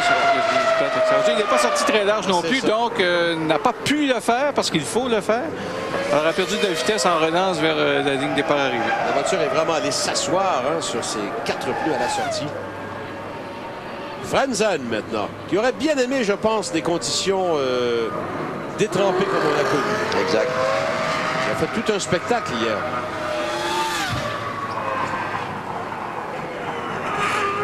Mais un bris de moteur ce matin? Ouais.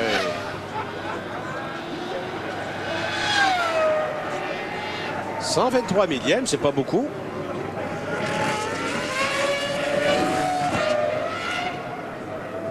Mais des sabres hyper légères, on a vu ça souvent aussi.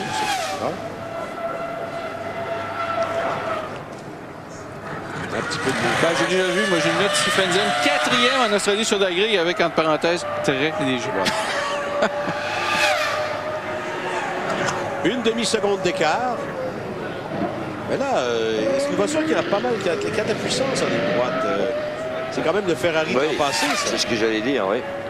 Alors, il ne sera pas très loin. Là. Si tout va bien à la chicane, on devrait lui faire une place très respectable au C'est pas... c'est moyen, disons, par rapport à ce qu'on a vu aujourd'hui. Bonne sortie, cependant. Et une 7e place. Alors, une 7e place due au poids de la voiture, probablement. Ça le place devant David Coulthard. Et on verra par la suite le dernier de ce groupe de 5. Celui-là, il serait intéressant de voir où il ira se placer sur la grille pour demain. Kimi Räikkönen. J'ai hâte de voir. Meneur au championnat du monde. Meneur actuel. Fredson, c'est le premier des Bridgestone. Ouais. Avec cette 7e place. Villeneuve a été reculé à la 10e position avec tout ça. 48 points au classement, 4 de plus que Michael Schumacher. Et c'est parti pour Räikkönen. Oh! Il a complètement perdu. OS au virage de sel. C'est fini là. Ouais. Eh ben. Bon. Est-ce qu'il va rester coincé? Parce que là, ça glisse. Tout comme en Espagne, monsieur. 4 pistes en Espagne. Il était parti dernier. Une voiture avait calé devant lui, il avait heurté.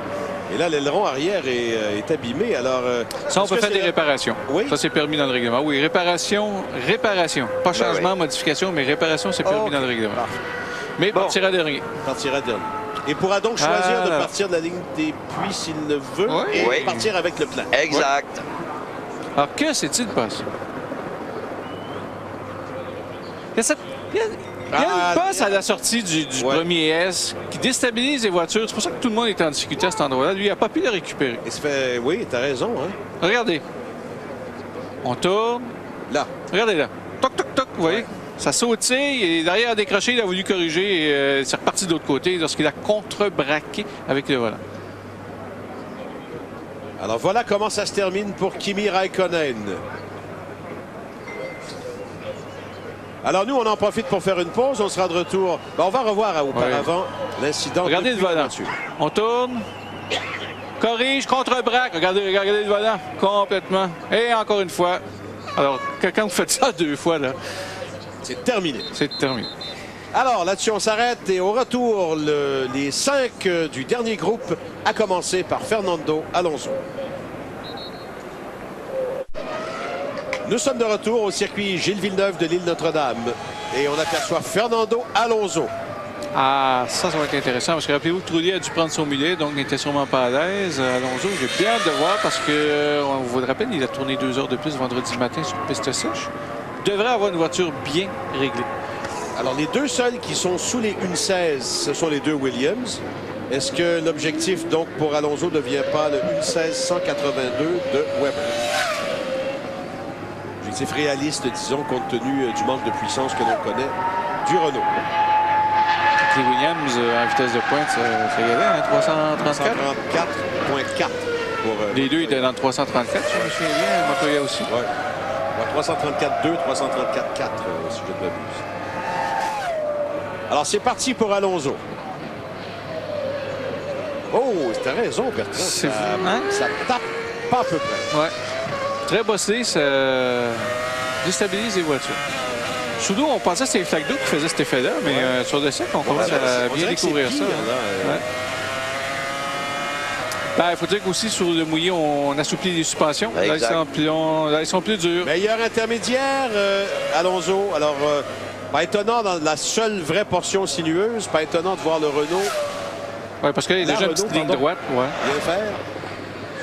Super châssis. Oh oui, et agressif à la chicane après le pont des îles. Très beau. Oh, 66 millième d'écart seulement. C'est là qu'il va dire, ah, si j'avais donc un moteur qui pouvait me soulever jusque-là. Eh oui, les 25 chevaux qui manquent. Ouais.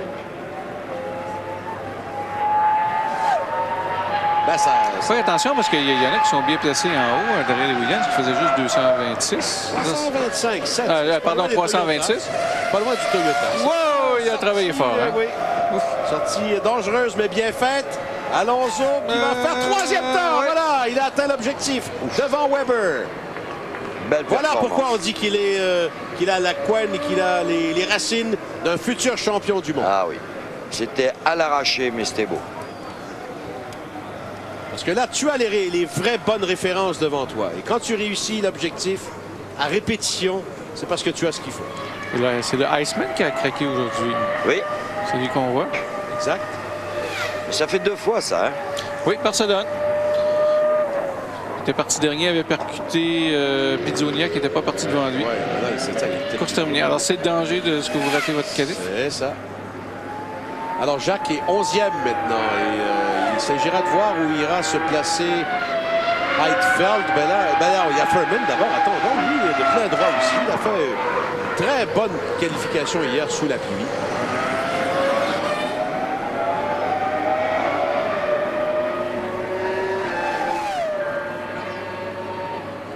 Oh, roue bloquée, vous avez vu? A failli passer devant. Ah, il y a oh là, je ne sais pas comment il a rattrapé. Moi non plus, je ne sais pas comment il a Alors, rattrapé, je sais mais bien fait. pas. Bien fait. Très adroit. Ah, encore là. Les Jordan. Oh là là, elle part dans tous les sens. Ah, oui.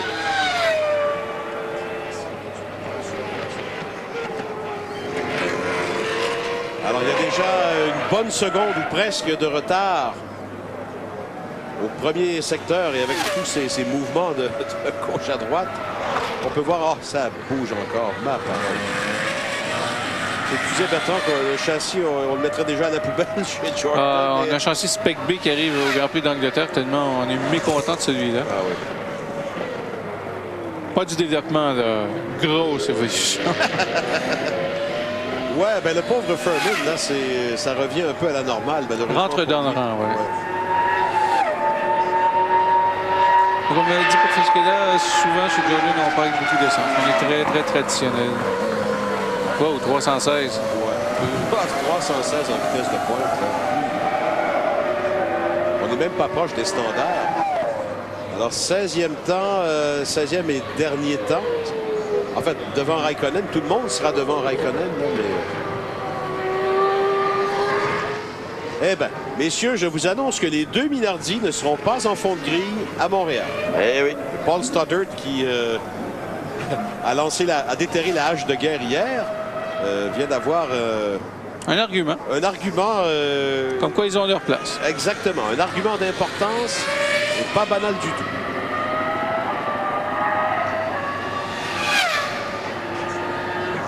Alors qu'on revoit là où les différents endroits où ça a été difficile pour Furman.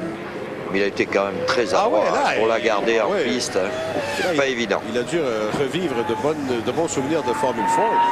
Je ne sais pas si c'est ce dont parle Montoya. Alors, on va voir Heidfeld et ensuite on verra les 2 rouges. Eh oui. Ce que tout le monde attend d'ailleurs. On ne verra pas les 2 rouges. On ne saura pas vraiment de quoi sera faite cette grille de départ. Et d'essayer de deviner les stratégies. Est-ce que Heidfeld ira dans le même sens que Frenzen, qui, de par sa 7e place et sans rien enlever à son talent, nous indique qu'il roulait avec très peu de carburant? Écoutez, on a fait ça en Malaisie, il était 6e sur le grille. On a fait ça en Autriche, il était 4e sur le grille. Et là, il n'a qu'un écart de 160 millièmes au premier secteur.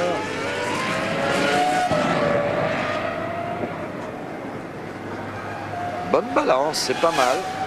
Tu sais que les Williams aussi ont tendance à s'arrêter un petit peu plus tôt par rapport aux Ferrari et aux McLaren. Ouais. Alors, gros moteur, bonne vitesse de pointe, peut-être un soupçon plus légère. Peut-être. Ça donne une première ligne pour l'instant. 7 dixièmes au 2e secteur. La référence Frenzen, c'est 1:16,939. Alors, s'il a s'il gagne un écart d'1 seconde 4 à peu près, il sera dans les mêmes paramètres que son coéquipier. 320 en vitesse de pointe, c'est légèrement inférieur à Frenzen, si je me rappelle bien.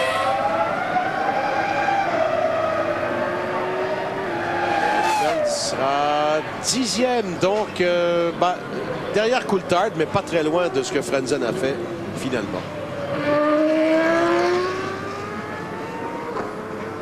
Ben là, je ne sais pas si vous avez une photo de Bibendum, Christian, mais... Il n'y en a pas à côté de moi, non. Non.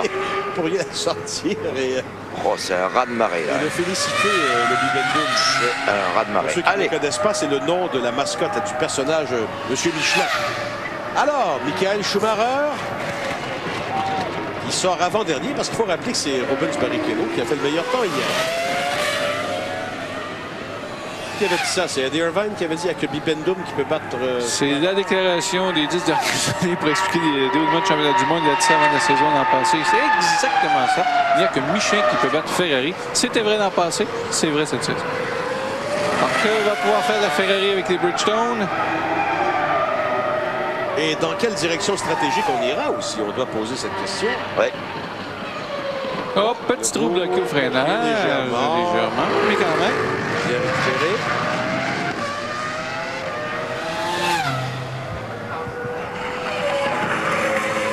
On a vu faire une petite erreur en Autriche, il s'en est bien sorti. On a vu faire une petite erreur à Monaco, il s'en est bien sorti. Tellement la voiture est bonne. Et il a un petit écart de 152 millièmes sur son frère. Oh! Le premier secteur. Oh! Oh! Oh! Tu peux rattraper Williams? Ça se passe bien à cet endroit délicat.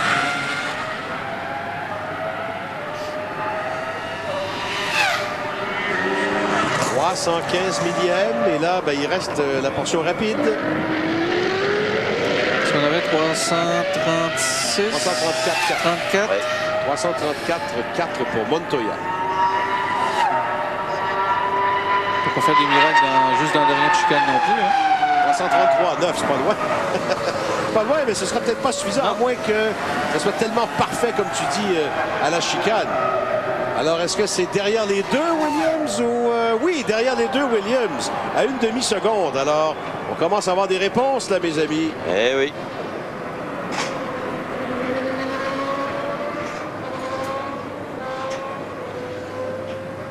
Alors, le seul qui reste, c'est quand même Barrichello. Ah, écoutez, entre Michael et Alonso, il y a un gros 1 millième de seconde. Et voilà Barrichello. Ben, comme tu dis, Bertrand, objectif atteint. Parce que demain, à la grille de départ, je ne sais pas si Barrichello peut se faufiler devant ou entre les deux Williams, mais peu importe, le résultat est déjà là. On a tellement hâte de voir comment tout peut se jouer. Et surtout qu'à Montréal, on peut dépasser en plus. Imaginez-vous. On sait qu'on aura du temps fort acceptable, selon la prévision en tout cas.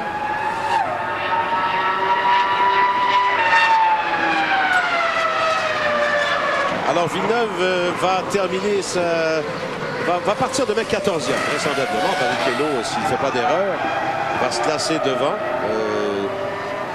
Et c'est parti. Oh, un petit trou bloqué 2 fois, lui. 2 fois.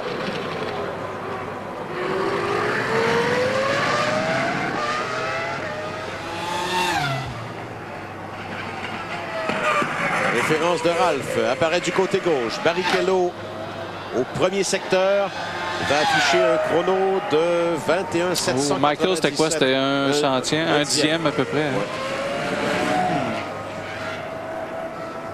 Deuxième secteur maintenant.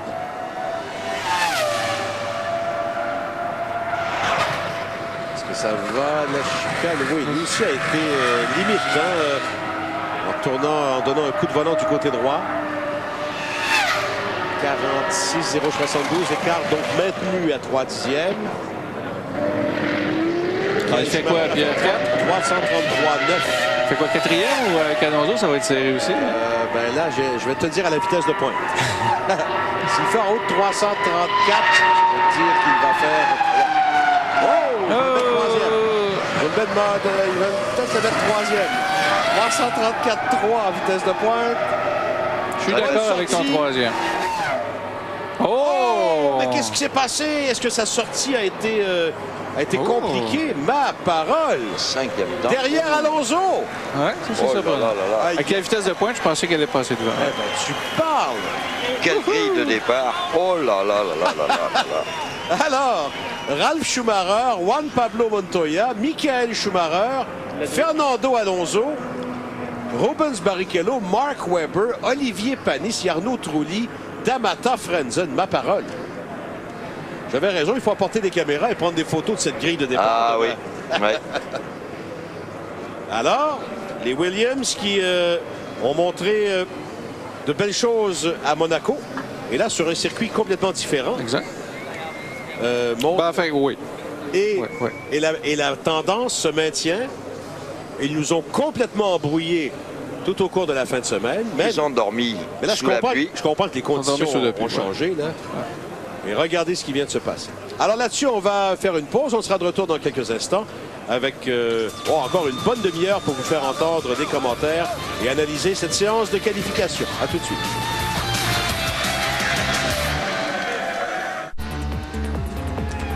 Ralf Schumacher et Juan Pablo Montoya donnent à ce Grand Prix Air Canada 2003 une première ligne toute Williams.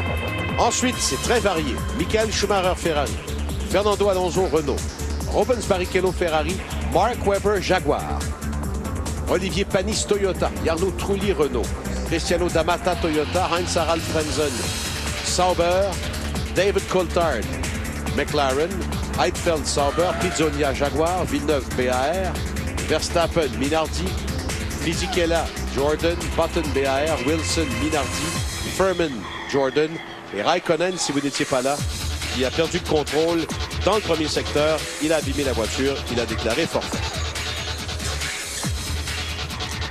Et en regardant les intermédiaires, Bertrand, tous ceux qui sont dans les 5 ou 6 premiers ont leur moment de gloire sur la piste. Dans le cas de Ralf Schumacher et de Juan Pablo Montoya, ce sont les deux seuls sous les 30 secondes dans le dernier secteur. Grosse vitesse de pointe. Dans le cas de Fernando Alonso, c'est le meilleur dans le premier secteur. Excellent châssis. À égalité avec Webber. Ouais. Et le meilleur dans le deuxième secteur, à égalité avec les deux Williams, c'est... Non, en fait, il y a Barrichello. Il y a les deux Williams et il y a Barrichello. Mais il y a Webber qui a très bien fait dans le deuxième secteur. Il ne concède qu'un dixième de seconde sur les autres. Alors, on voit qu'on peut aller chercher ses avantages à différents endroits sur la piste. Ben avec la ligne droite, oui. Dans les autres secteurs, il faut peut-être commencer aussi à penser au niveau d'essence à bord de la voiture. Oui. Alors moi, je pense que Webber et Alonso vont s'arrêter assez tôt. Oui, genre. Après ça... vas-tu risquer? Je fais mes calculs ce soir et je vous en parle demain. Tu veux pas risquer, hein? Mais en gros, là, après ça, je pense que les Williams vont s'arrêter et après ça, les Ferrari vont s'arrêter. Oui, bon. Ben écoutez... Oui, ça lance. On ne le saura que demain. C'est ce qu'on veut. Ben, c'est ce qu'il y a de bien. C'est 70 tours. Si on y allait un tiers, là, ce serait donc 23. Mais le tiers ne fonctionne plus maintenant. Ça ne fonctionne plus, c'est ça. C'est plus 20 à 25 et après pour le premier relais. Et après ça, on y va le plus tard possible? Le plus tard possible. Ou même, Pierre, on peut faire le plein et rallier d'arrivée. C'est une autre option, ça. Ici, on peut le faire. Tu as raison. C'est une autre option. Il faut juste s'arrêter au moment limite, mais dans le sens inverse. Exact. Que ce qu'on a déjà vu ici. Si la voiture peut faire 50 tours, on s'arrête après 20 et on rallie d'arrivée. C'est ce que des fonds de grille comme Raikkonen et Villeneuve peuvent tenter demain, exemple?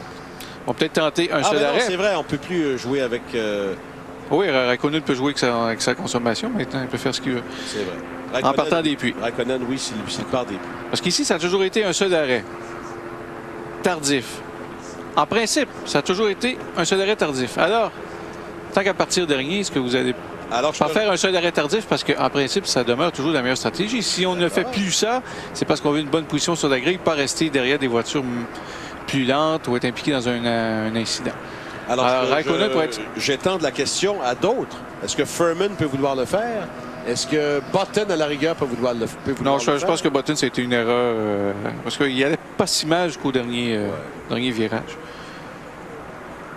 Non, mais je veux dire, est-ce qu'il peut vouloir lui aussi dire, bon, ben, moi, je déclare forfait, je pars des puits, puis je mets ça au... Ah, oui.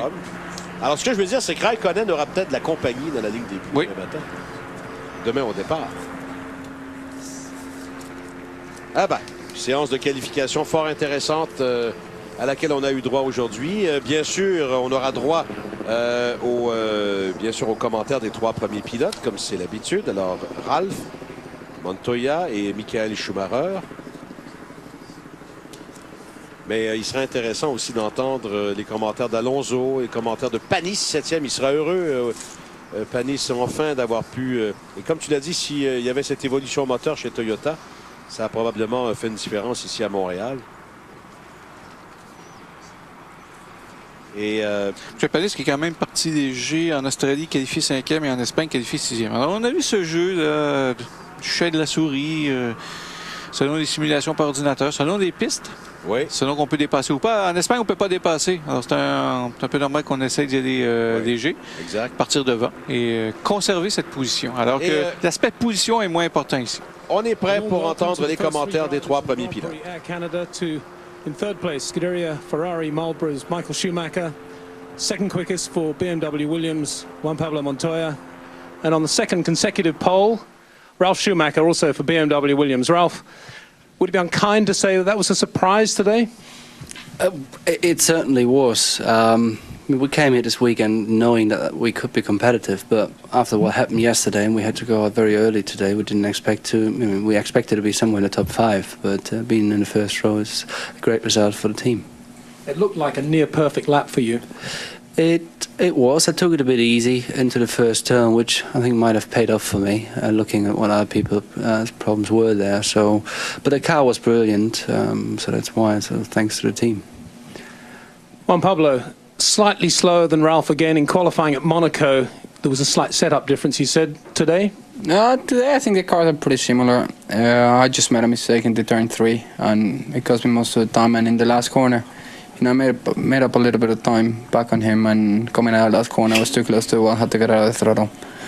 But, you know, still P2 is pretty good. You know, I told him earlier, you know, you keep doing the pull, I keep doing the wins. Michael, looked like a difficult warm-up for you. You are P3. I guess it hasn't escaped your notice that Kimi Raikkonen is at the back of the grid again. Tell us about your qualifying session.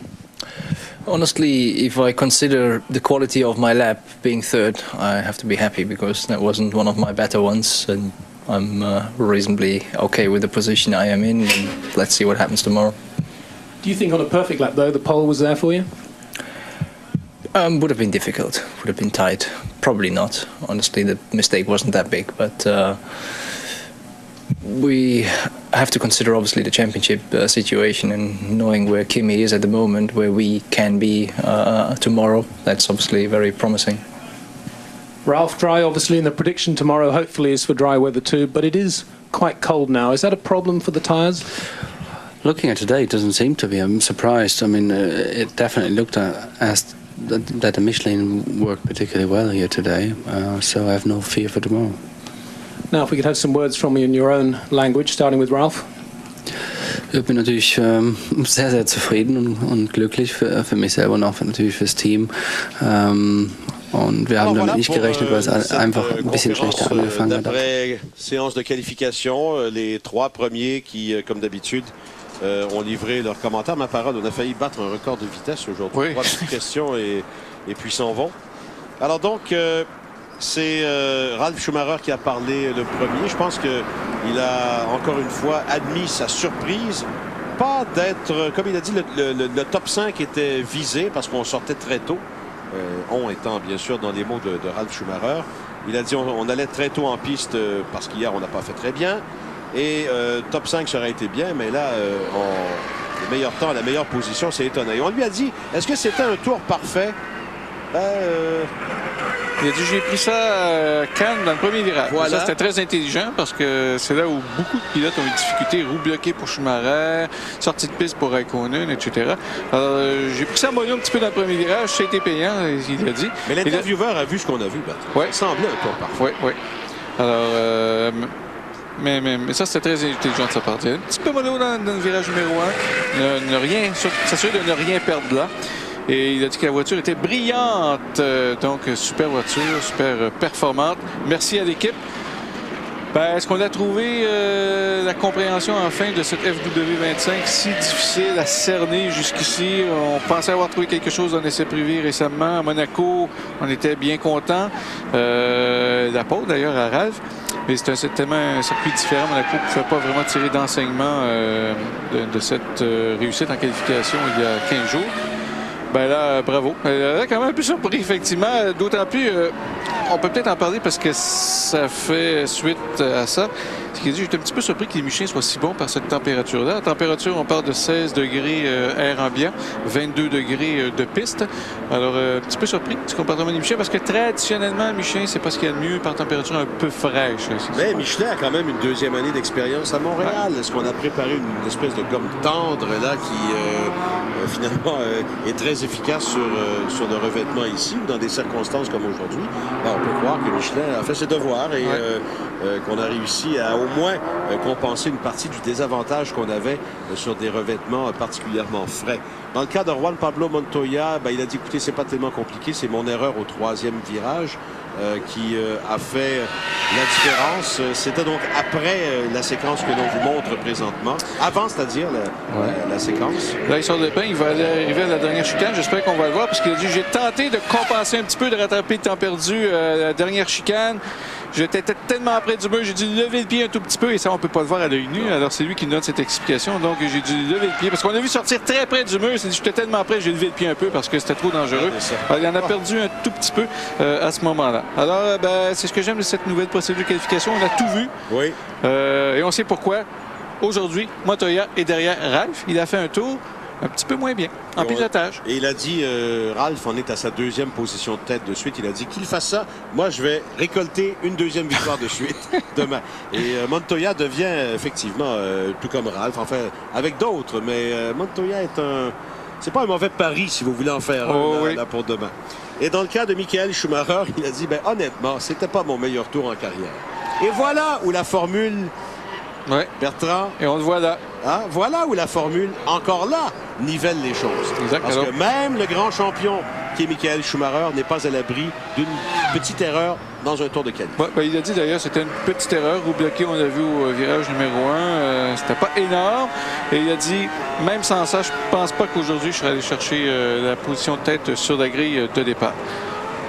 Alors, on sait qu'à Monaco, déjà, il s'est un petit peu plaint de ses Bridgestone, pas très performant. Il a dit ça s'est décidé là, sur des pneus. On a même parlé un petit peu d'une brouille entre Bridgestone et Ferrari, parce que le manufacturier japonais n'aurait pas tellement apprécié les commentaires de Schumacher, qui n'a pas tenté à cacher un petit peu cet aspect-là. Alors, on verra. Mais question de stratégie aussi. D'habitude, mais là, à chaque grand pas, on remet tout sur la table, mais d'habitude, les Williams s'arrêtent un petit peu plus tôt que les Ferrari. Ça pourrait expliquer donc peut-être un peu moins d'essence à bord des Williams par rapport à la Ferrari. Et ça pourrait... Qui va être payant en course pour Ferrari. Et ça pourrait expliquer la réponse de Michael Schumacher. On lui a dit, sans ta petite erreur, est-ce que tu aurais pu terminer premier? Il a dit non, je ne pense pas.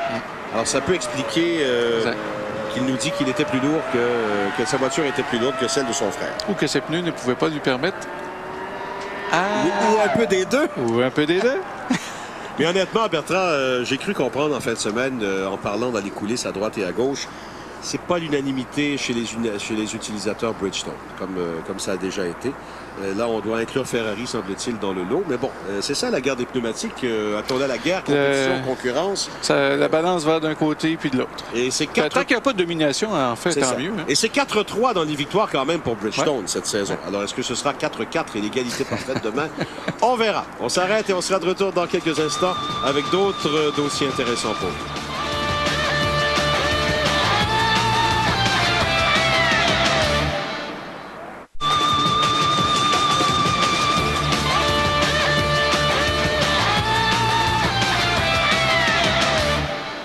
J'ai l'impression, Bertrand, parlons même pas des pneus, là, parce que c'est un facteur, mais pour l'instant, oublions-le. Jacques Villeneuve, je pense, savait très bien qu'en partant premier, avec une piste qui devenait sèche soudainement, qu'il n'avait pas beaucoup d'espoir. Il a quand même sauvé les meubles. Quoi, il part 14e, là, mais bon.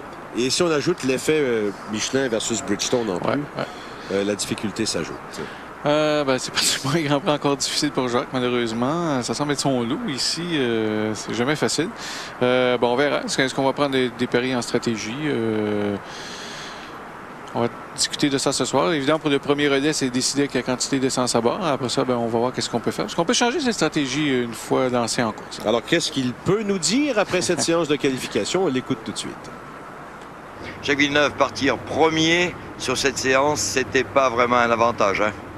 Ah non, ça rend les choses plus difficiles, peut-être quelques dixièmes parce que la piste n'était pas encore gommée, mais ça ne change pas le fait qu'on n'était pas assez compétitif et ça a l'air que tous ceux qui sont avec le même genre de pneus, on a eu un peu de mal aujourd'hui. J'espère que ça sera une autre histoire pour la course.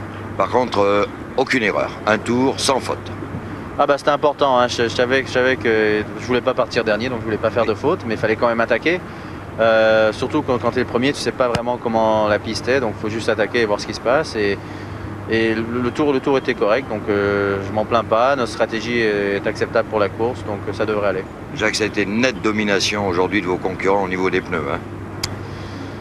Eh oui, c'est un peu comme à Monaco en fait, mais j'espère que ça ne sera pas comme ça toute la saison, parce que sinon maintenant ça va être dur de faire des points. Alors Jacques, une grille de départ dont il faudrait faire une photo, puisqu'on se retrouve avec le D Williams, on se retrouve avec une Renault. Ça change un peu le portrait, la Ferrari est assez loin quand même. Ah oui, c'est dommage que Kimi fait une faute, surtout qu'il se bat pour le championnat. Donc ça, je pense que, mais bon, ça va rendre la course intéressante parce qu'il va devoir revenir depuis l'arrière. Toi, on sait très bien qu'il y a des stratégies qui se jouent un peu partout. T'avais quand même un peu d'essence? Ben, on fait à peu près, depuis le début de saison, quelle que soit la piste, on fait à peu près les mêmes stratégies. Et puis là, en équipe, on est très semblable, donc il n'y aura pas de surprise. Donc ton seul vœu, c'est que ça tienne jusqu'au bout? Bah, pour une fois, oui, ça serait bien que la mécanique tienne jusqu'au bout. Et s'il peut tomber des cordes et pleuvoir très fort comme c'était hier, on est plus performant que le pneu compétiteur. Mais écoute, il faudrait faire moitié-moitié, ça serait suffisant? Ah, moitié-moitié, ça va aller, ouais. Merci.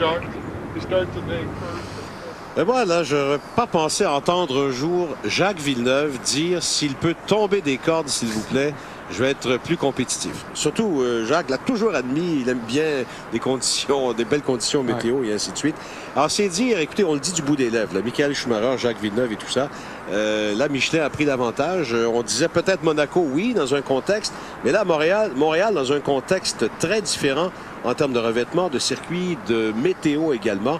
Alors, il faut croire que là, il commence à y avoir quelques soucis probablement et que l'on fait en coulisses et du bout des lèvres, et on peut le comprendre quand même avec les alliances importantes entre les constructeurs et les manufacturiers de pneumatiques. On a parlé de stratégie. Ça veut dire qu'on va faire ce qu'on fait d'habitude. Alors, une stratégie assez conservatrice, donc assez d'essence à bord, ce qui expliquerait cette 14e position, d'autant plus qu'il était très prudent et que la piste donc n'avait pas beaucoup reçu de gomme de pneus, puisqu'il était le premier à en piste. Ça parlait de quelques dixièmes. Si on retranche quelques dixièmes, il ne monte pas tant que ça. Alors, stratégie assez conservatrice de sa part. Je me demande si à un moment on n'avait pas tenté quelque chose de spécial chez Villeneuve. Pourquoi pas le faire rouler à l'avant, très léger? À la limite, on démontrera ce qu'il avait fait, parce que si ça n'avait pas fonctionné, on démontrera que ce qu'il a fait jusqu'ici, c'était pas si mauvais que ça. Alors, mais ça lui aurait donné quoi, Bertrand? La position peut-être de Frenzen, de Heidfeld? Ça aurait peut-être été pour une 9e place. On ne sait jamais, un peu de casse à l'avant, il rentre dans des points. Mais de toute façon, à Montréal, il n'y a rien de réglé. Il peut y avoir beaucoup d'incidents dans les premiers secteurs, dès le départ. Ensuite, voiture de sécurité? Oui, voiture de sécurité. C'est très dur pour les freins, très dur pour les moteurs. Bref, il peut se passer bien des choses en 70 tours. On s'arrête et on sera de retour dans quelques instants.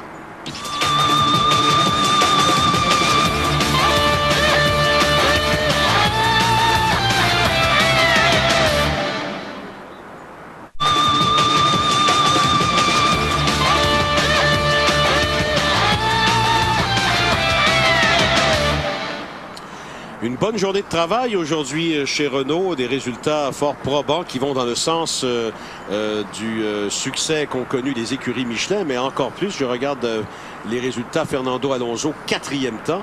Alors ça, c'est vraiment intéressant et on verra d'ailleurs quelle sera la stratégie adoptée demain.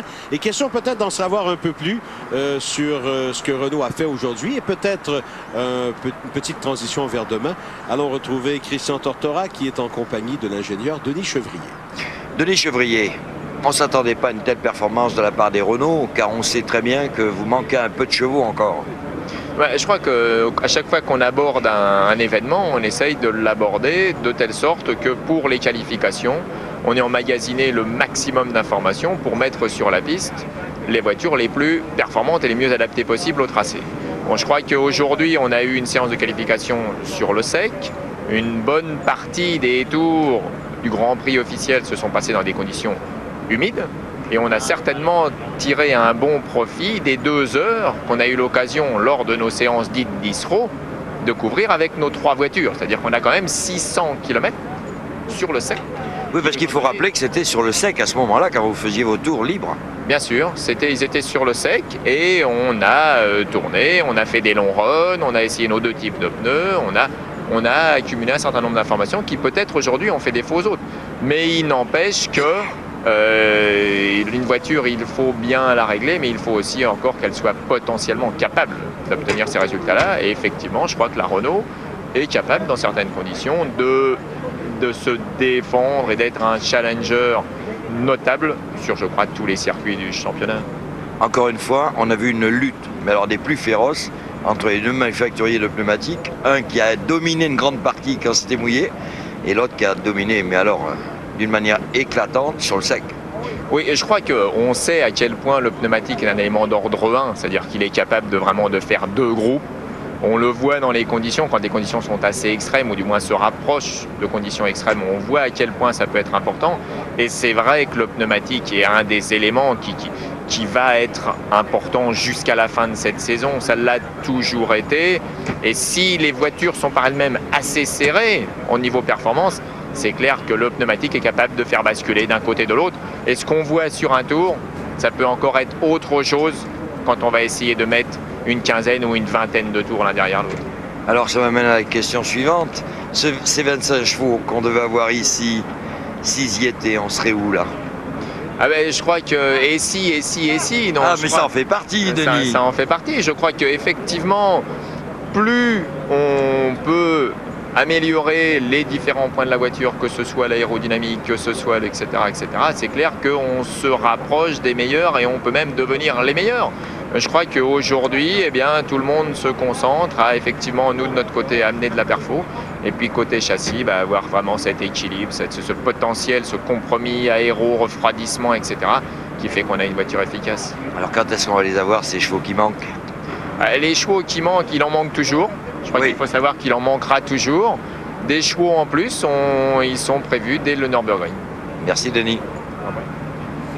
Moi, j'écouterais Denis Chevrier pendant des heures. J'ai l'impression qu'il a un talent unique pour nous simplifier la F1 à un point qu'on comprend tous. Et je pense que ce qu'il nous explique dans des termes éloquents et très simples à la fois, c'est que chez Renault, il manque pas grand-chose. Et on en est bien conscient. On n'est pas loin. On s'amuse à venir taquiner les grands sur plusieurs types de circuits.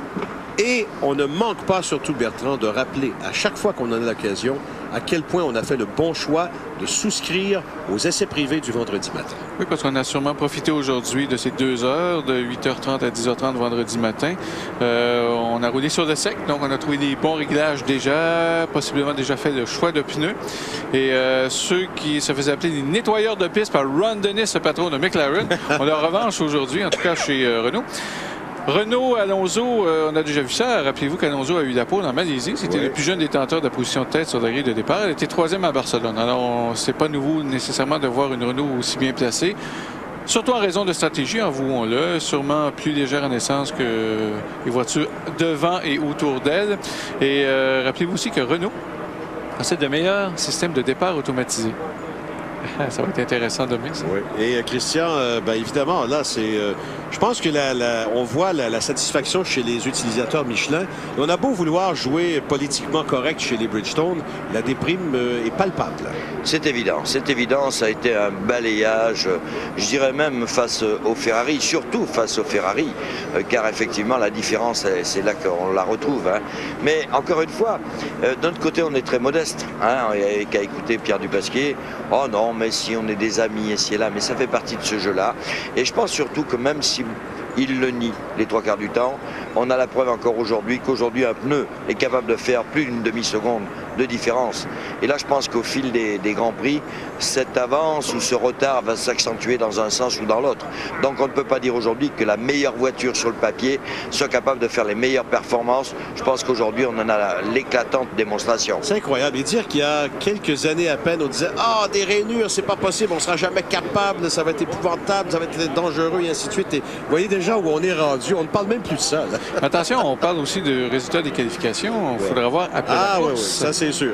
Voilà. Écoutez, c'est tout le temps qu'on a pour discuter. On fait une pause et on aura notre dernier rendez-vous à vous lancer après celle-ci. À tout de suite.